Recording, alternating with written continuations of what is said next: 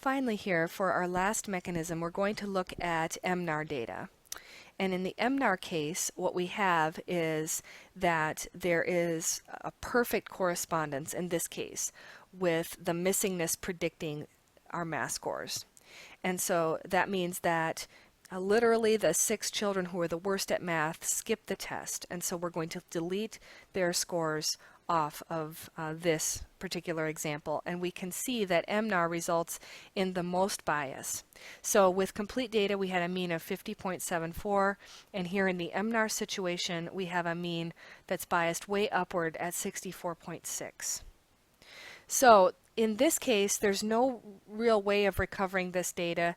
We have SES, remember it's correlated with math, 0.5, so we can recover some of this missing information, but it will not be the same as in the complete data or the MCAR data for sure. Okay, so this situation results in the largest bias, and this is because we can predict that missingness even when we're controlling for and have in the equation the child's SES scores.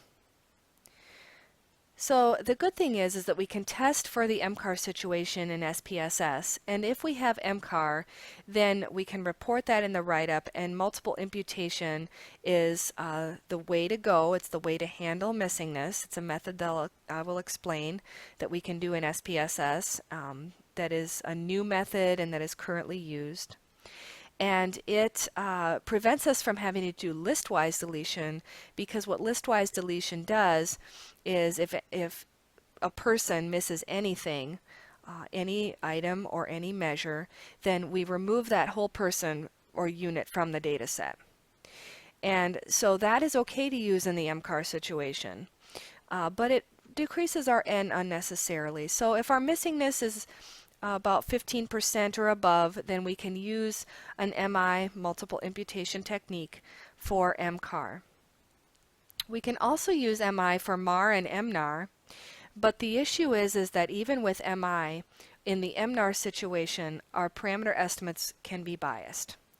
And that is because SES doesn't completely predict the missingness, and so even if we have SES in our model to help us give us estimates for those missing values, it still will not be as accurate as we would have with the MCAR or the MNAR, the MCAR or the complete data situation.